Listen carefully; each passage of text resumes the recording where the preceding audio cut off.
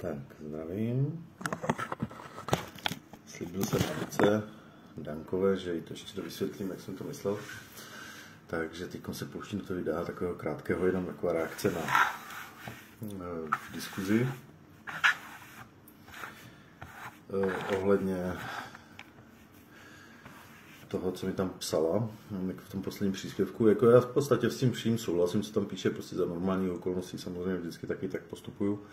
To znamená, že se snažím spíš ty lidi uklidňovat a nedělat nebo nepůsobit tak na nějak v těch příspěvcích nebo nezdílet takové příspěvky, které nějakým způsobem rozdělují ty lidi nebo působit nějakou kontroverzi. Ale já bych to popsal takhle. Já jsem se naučil ve svém životě prostě vnímat prostě některé momenty a některé věci, které se netýkají už jenom i mého života. Já to později vysvětlím. Jsou to prostě věci, kdy víte, že se vám prostě v životě opakuje něco, na co máte začít prostě nějakým způsobem reagovat a máte to nějakým způsobem dořešit. Máte to prostě tu věc stopnout, zlikvidovat, ukončit, nedělat, dejme tomu, stejnou chybu. Prostě přichází vám do života prostě stále nějaká věc, která se nějakým způsobem stupňuje, nebo která nějakým způsobem eskaluje postupem času, že ono z začátku přichází ta věc nebo ta informace jenom v takových nějakých malinkých náznacích, potom začne, pokud na ní nereagujete, tak se začne objevovat prostě už s nějakými menšími následky, pak s většími následky, až to prostě může být po nějakém dalším čase mnohonásobně prostě větší důsledky pro vás a pro váš život a pro vaše fungování, než kdybyste si toho všimli takzvaně zavčasu a tu věc dořešili, ukončili, spláchli z toho svého života, nebo nějak se poučili, prostě něco v tom smyslu, aby už se ta věc neopakovala, aby prostě už k tomu nedocházelo znovu a opakovaně. A takhle ty věci jsem musel začít u sebe řešit prostě tak, jak jsem to popisoval v těch x videích, tak samozřejmě tímto způsobem s vámi komunikuje vlastně ten prostor, ten vesmír, ten život a vlastně tímhle způsobem vlastně vám dává najevo, co děláte třeba, dejme tomu špatně, nebo co byste měli změnit.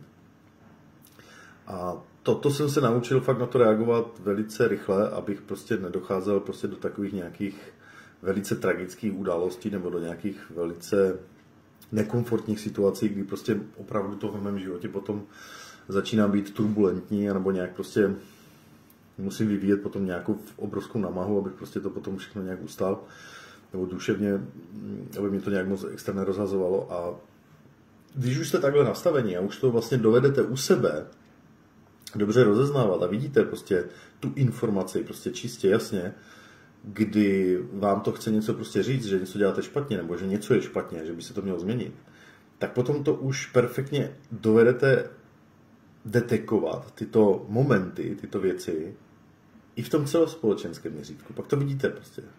Nemáte najednou s tím problém. A v tuto chvíli, právě u toho příspěvku, které se zmiňuji u té diskuze, u té Moniky Dankové, tak to je právě něco, co vidím. Co vidím úplně jasně. Je mi jasný, že prostě to tak třeba někteří lidi nevidí, nebo prostě mají v tom trošku chaos, zmatek, ale prostě já to sleduju, vnímám, dívám se na to, nejenom na politiku a ne na to dění tady ve světě, ale ten problém prostě s tím plynem a s tou závislostí na těch ruských energiích, to je prostě něco, co nám to tady opakuje už desetiletí. A pořád se to tady opakuje a pořád to přichází jako prostě pořád nedořešená věc, nedořešený problém. Opakuje se to několikrát, opakovalo se to už několikrát a vždycky se to nedořešilo. Teď to je, zdá se, ale teď to prostě vypadá, že už to začíná mít fatální následky, už teď. Má to nějaké konsekvence, už se nás to nějak dokonce dotýká fyzicky, začíná to přinášet prostě nějaké zdražování těch energií, zdražování prostě, má to už nějaké následky a začíná to být jasné, že to je prostě problém a je to prostě něco, co jsme prostě nedotáhli do konce jako společnost a pořád to tady visí jako nějaký Damoklův meč. A já to prostě vidím úplně jasně. pokud tohle to nedořešíme, tak prostě bude to mít ještě mnohem horší následky. A to není nic, co bych nějak jako ty lidi strašil, nebo nějak jako je znervozňoval. Prostě takhle to je jasná věc. To je jenom něco, co nám prostě ten vesmír, ten svět, co nám to zrcadlí. Máme tady velký problém. Jsme závislí prostě na někom, kdo nezdílí naše hodnoty. A pokud jsme závislí na někom, kdo nezdílí naše hodnoty, tak se pak nemůžeme divit, že nám kecá do toho, jaké máme mít hodnoty. Nedej Bože, že to může mít i horší následky. Ale nebudu teď strašit. Ale toto je to základní věc, co jsem chtěl říct a co jsem chtěl sdělit Monice. Proč to vlastně dělám? Ano, jinak já souhlasím s tím, co tam napsala. Prostě, jo, za normální okolnosti vždycky prostě samozřejmě uklidňovat lidi a tak dále, ale tady, myslím, teď už nehrozí moc nějak extra velká jako panika z toho válečného konfliktu, protože tak nějak lidi se uklidnili tím, jak to tam probíhá, jak to tam, jakým způsobem vlastně ti Ukrajinci vlastně odrazili celkem úspěšně některé ty útoky, ale spíš teď právě hrozí to, že se nedořeší ten problém a jde to vidět právě v tom, jak se k tomu staví to Německo.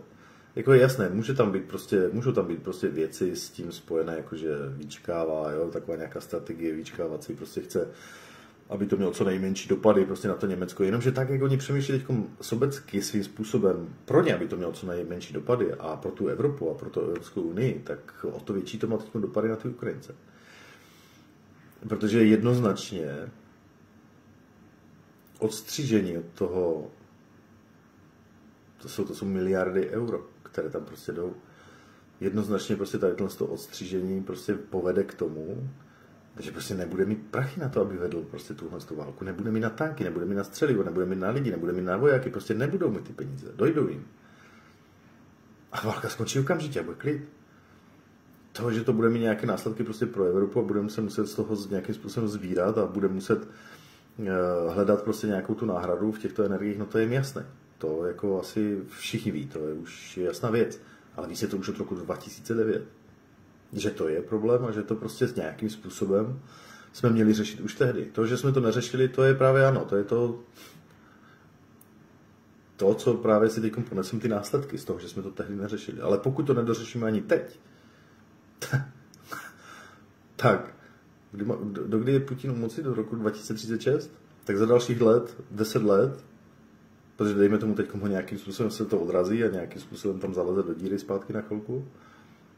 A to pak za dalších 5 nebo 10 let.